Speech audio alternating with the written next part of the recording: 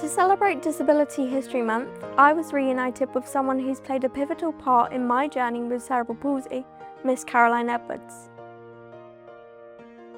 Hello, Caroline. Hi, Sophia. Really nice to see you. How are you? I'm really well, thank you. Busy as always, but very nice to see you looking grown up and glamorous. Thank you very much. It's been a long time since we've seen each other, hasn't it? It has. I was trying to work out the number of years, and I think it must have been before COVID, so that's a long time. Yeah, that's a very long time. It's making me feel old. It's crazy to think that I first met you when I was like 8, 9. I think not quite 8, and I think I met your mum a little bit before that. So. Yeah. And that was right before I had my big surgery. Yeah. In America. That was right. Right. So I know it as SDR, but for people watching and other people listening, they'll have no clue what we mean when we say that. So what does it actually mean? So SDR is selective dorsal rhizotomy, a complicated collection of words for an amazing operation. When you think about someone trialling this, it's crazy. But when you stand up, your feet have a sensory input that tell you that you're standing up. So it tells the muscles in your legs to tense up and give you more tone. But when you have legs like yours, you had way too much tone, didn't you? Yes. And we call it high tone or spasticity. So if you cut some of those sensory nerves, then it reduces the output, so you have less tone. So it's selective, as in they only cut a few, dorsal, as in it's on your back, and rhizotomy just means cut. You've just simplified something that I never really understood for years. So thanks for that one. That's all right. So the reason why I've got you here today, we're doing a bit of a segment for Disability History Month. And I always talk about having CP and being a young woman living with CP, but I never really talked about what that sort of came about with, what things happened as a result of me having CP, how it manifested. I just say that I have CP. Now, can you tell us a little bit about what CP actually is? Because I know a lot of people have heard about it, but they don't actually know what it is and how it affects people. I would totally agree. I think if you took someone off the street and said what's cerebral palsy, they would imagine someone in a wheelchair who had learning difficulties and really didn't live very much of life. If you look at you about to finish law school being glamorous and up to all sorts of stuff, it's not really that, is it? I don't think so. I think the problem with cerebral palsy is the scientific definition is any brain damage under the age of 2 years. So that might be damage to the brain when you're in your mum's tummy, or it might be just after you're born. And there are now over 1,000 different causes for that. Oh, wow. So I always laugh when someone says, can you come up with a standard treatment for cerebral palsy? Because I don't think I've ever met 2 patients that are the same. But fundamentally, with the brain damage, you have problems with your muscle tone. We've talked about a bit with the SDR, that it's generally high. Some kids have just high tight tone, so it's harder to move, and others have extra bits, so they've got dancing or dystonic movements. Then you've got problem with control. So for example, moving your hand and just doing that is a really clever, very complex movement. And if you have slight imbalance, your fingers do some little interesting things. Yes, they do. And that's that fine motor control. And then you can have all the medical things connected to it. Luckily, you have very few, which is wonderful. I was very fortunate with that. I remember my mum telling me, when obviously I was a bit older, but she told me that the doctors told her when I was diagnosed with CP that I wouldn't live much life, I'd need 24-hour care, I wouldn't be able to speak. Now, we all know, again, for the fact that I'm sat here today, that I do not shut up. So we know that that is not true. But I kind of want to talk about how we sort of met and the things that you've done to help me since having SDR, because that was sort of how we met. But what's happened since then? Yeah, so when we first met, or when I first met your mum, you were about to go to the States and she was worried about whether she was doing the right thing for you. At that point, STR was very new, really, and we didn't have all the evidence that we have now. We now have over 30 years of evidence to look back and work out who it's good for, and there's still lots of unanswered questions. So I think your mum was really brave at the time to take you to do it. And then, of course, one of the things that when we started doing STR is people hoped that it would cure cerebral palsy, and unfortunately it doesn't quite. So it helps the tone bit, but it doesn't help your muscle control bit, and it doesn't help the weakness that you always have. And the weakness is a really interesting thing because you work really hard, and I've seen you work incredibly hard with physio and gym work and stuff after operations. So why can't you get as strong as the person sitting next to you in your lectures? And there's something about the cerebral palsy muscle that we don't understand yet that means that you can't get as strong as everybody else. So when you don't have that control, you get imbalanced, so your joints can go for a little wander. And some of your joints went for a little wander, didn't they? They did. In fact, I think it was, correct me if I'm wrong because my memory's a little bit hazy, but I think it was my right hip first and then my left hip, or it might be the other way. That's right. And that's your hip is a ball that sits in a socket. And when you have normal muscle tone and normal walking, it stays there. And when you don't, it very slowly grows like that and then begins to fall out. And I think one of the first times we met, you were pretty miserable because your hip was pretty sore. Yeah.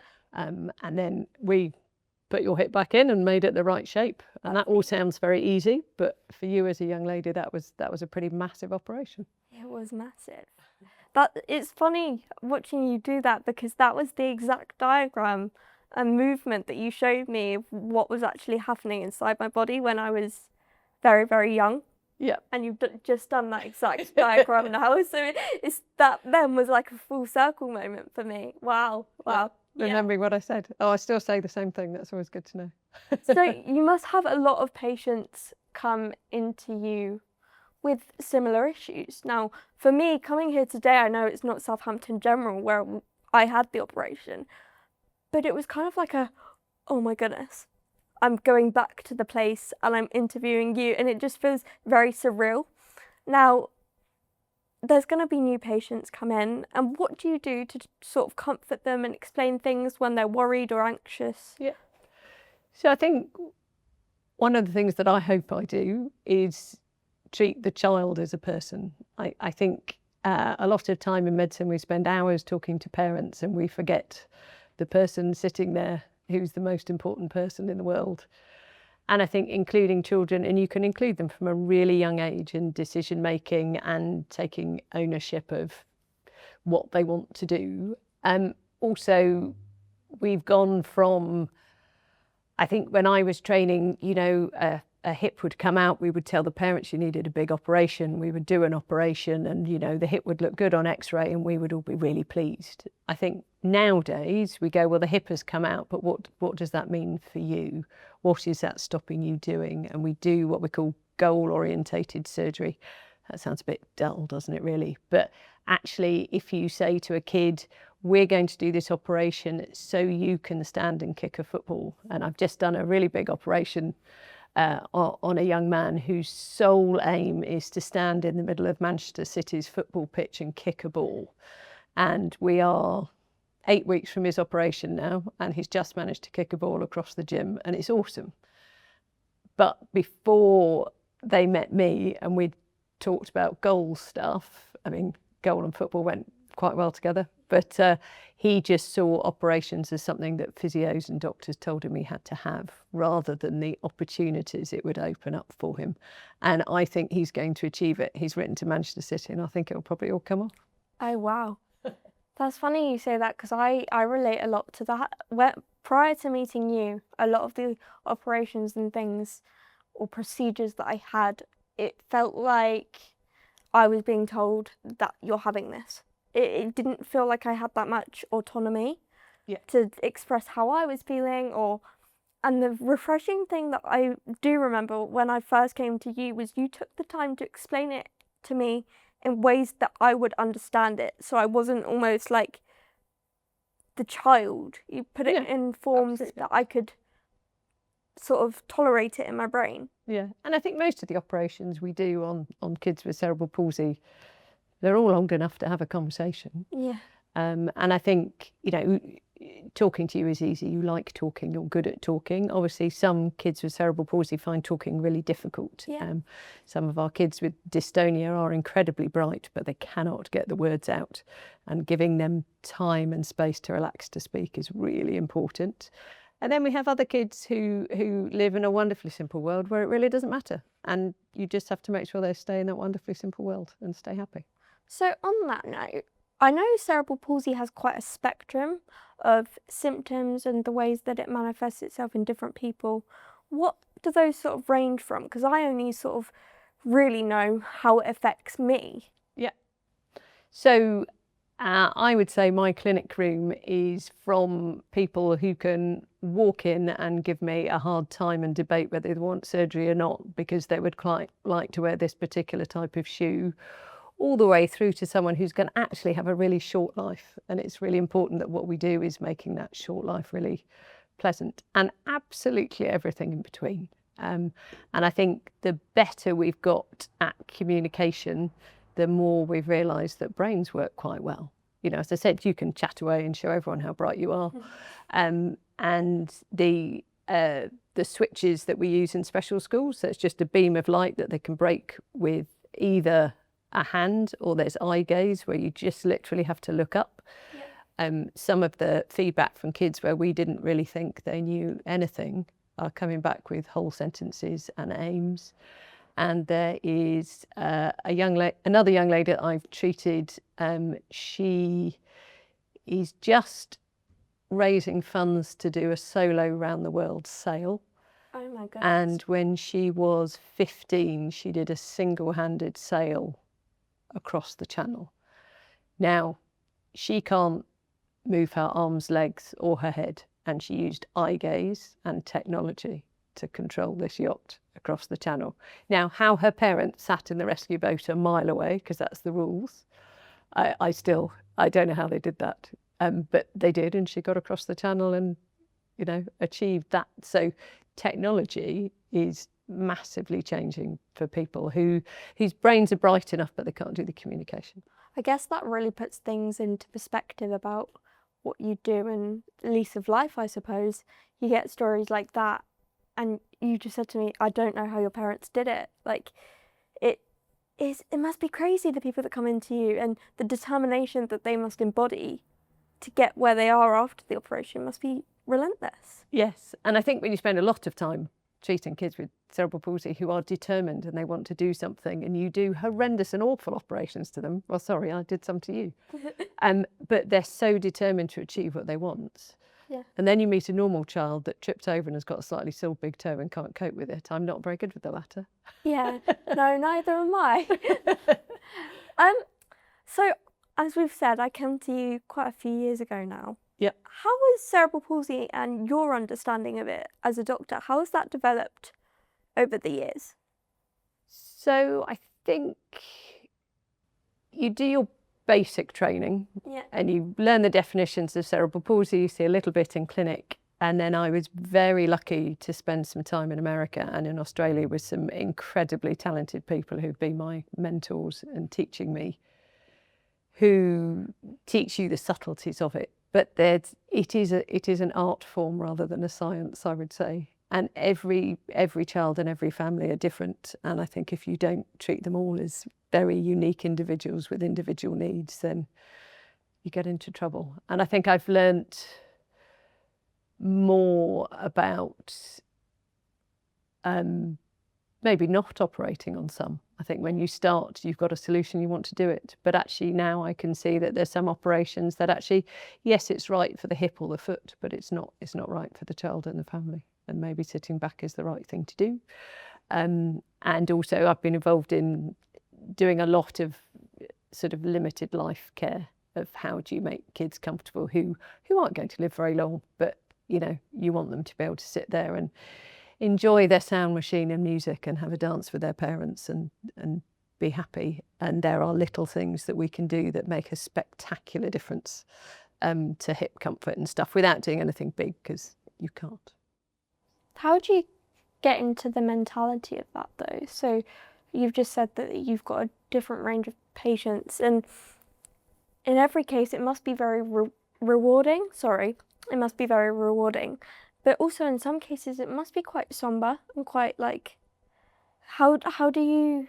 So I think, so my colleagues, ask, how can you, treating a dying child must be horrendous. But actually I think they're some of the people who can teach you the most about life.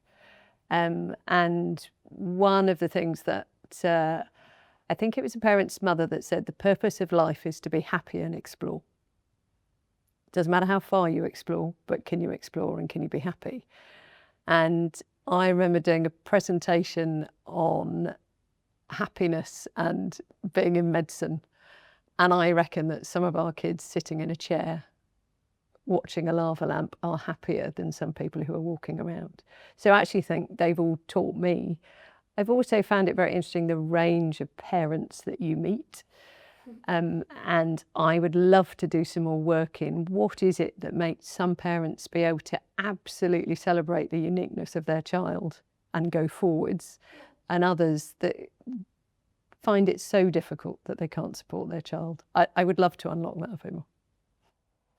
So I know you're very keen to make sure that there are provisions in place for people with CP and support systems. What do you see as good currently, and what would you like to see in the future?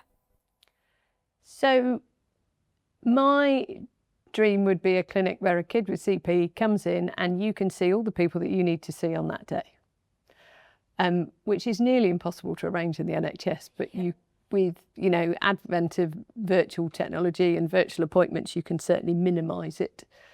I think every child having physical support, so that might be a physio, or it might be a personal trainer, or someone to make you physically the best that you can be. And I think the therapists that we have in the system are incredible, and we need about 4 times the number. And being a community physio, something needs to be done to make it more attractive, because the people that are in it are hugely dedicated and a little bit overwhelmed. So we could do with a few more of them. Some of the community physios, when I had my hip surgery, they were the one thing that would probably get me out of bed. Some days. As we said, my hip surgery was a little bit difficult with some after effects and things that happened after the operation. So it was a bit rough. There were some times where I just didn't want to get out of bed. I was in so much pain.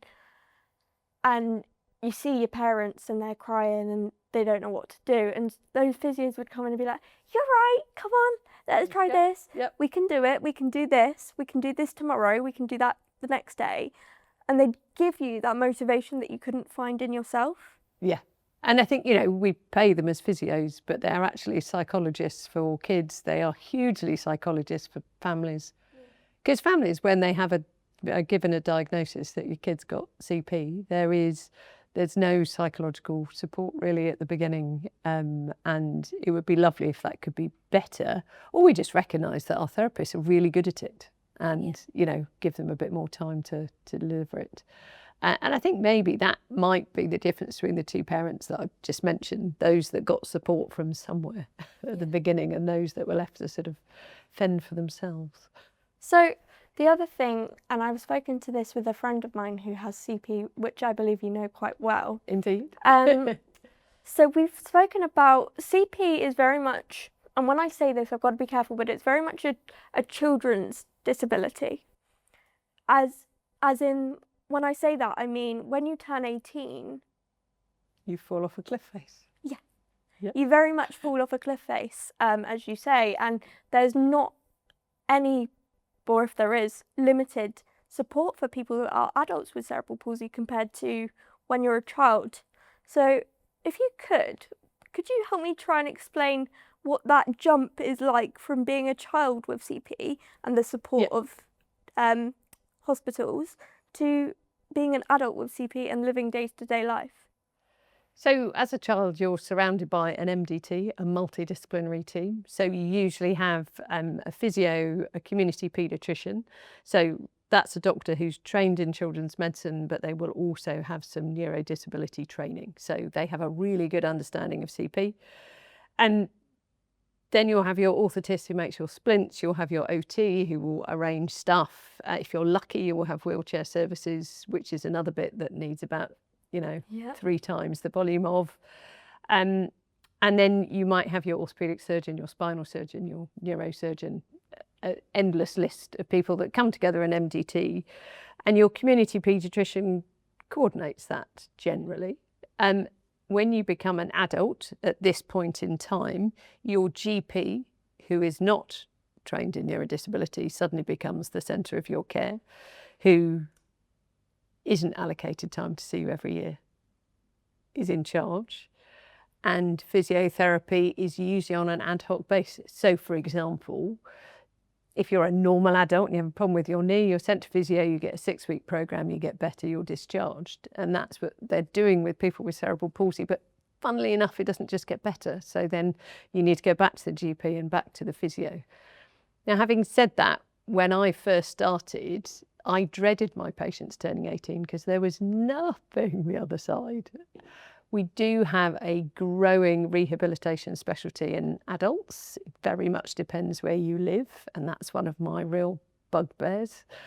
When I started when I was working at Southampton, when I started, if you lived to the east, you were allowed to have botulinum toxin. If you lived to the west, you were not, because it was funded here and not there. That's crazy. And I spent 12 months trying to sort that out, and we did, so everyone was allowed to have it.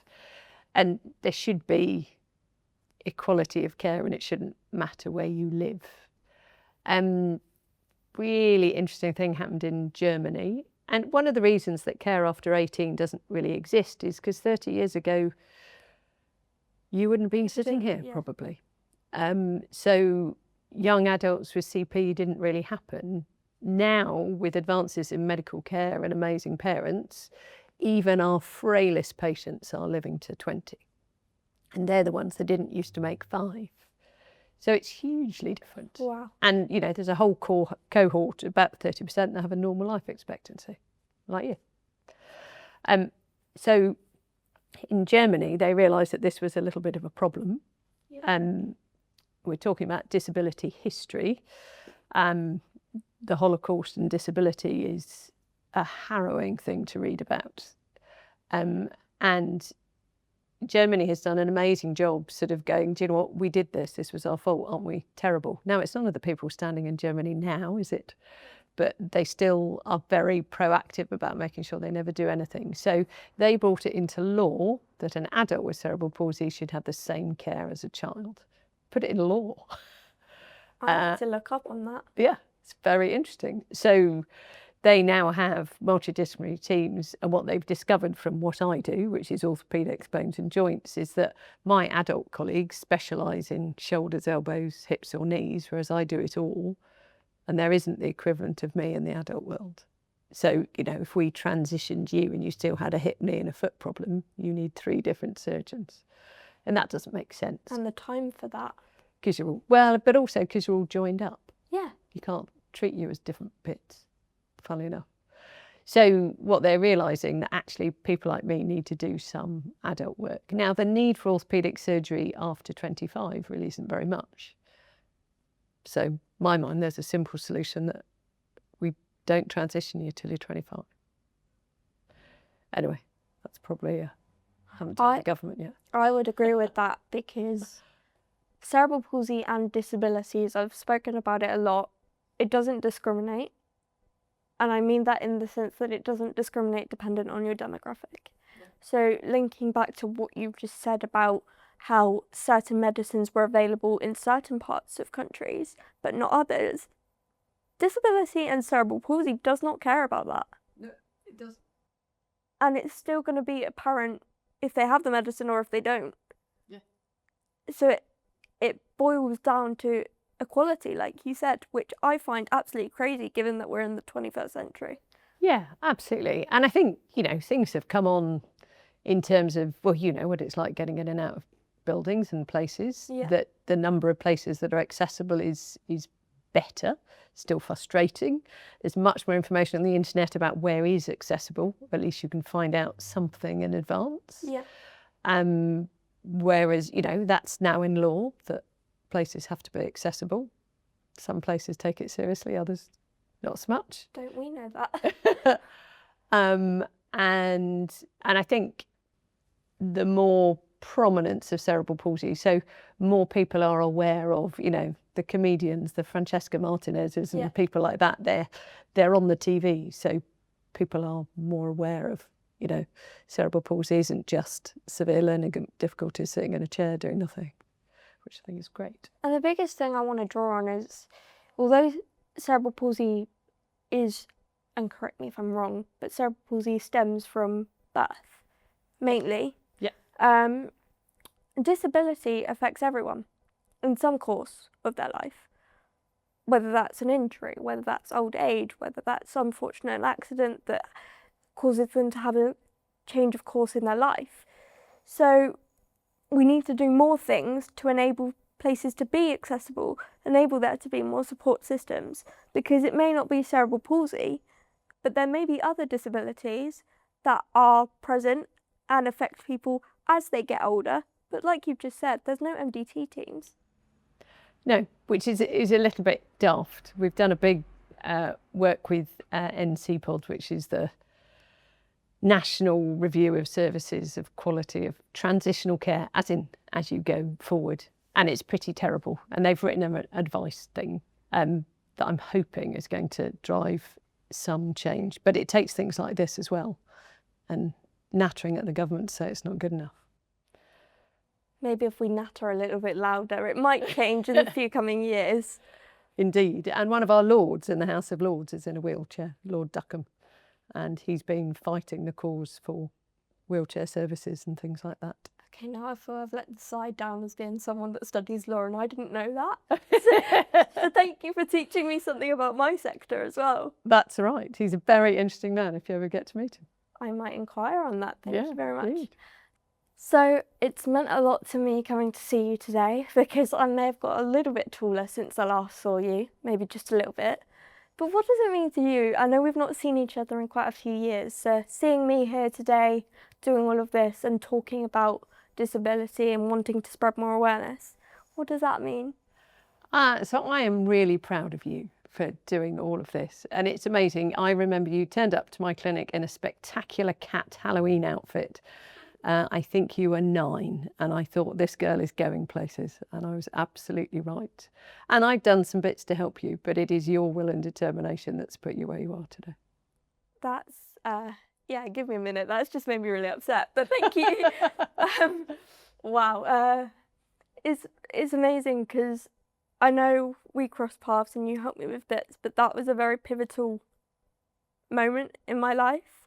And without that and without your support, uni wasn't even a twink in my eye. Like, I couldn't even think about going to uni, living on my own, doing a law degree. So I know you say that you didn't do much, and it is the determination that I bear. However, I would like to counter that and say, without your support, none of that would be possible, because I could have as much determination as I can, but if my body doesn't allow me to do something, then that's very true. Yeah, so we can share it. We can share it. So when I get my degree next summer, when I graduate, I'll do a little cheers to you and say thank you, and I might even send you a picture with me with my cap and gown on. I look ridiculous, but I would love to see that picture. That'd be great. Yeah, that would be wonderful. Thank you so much.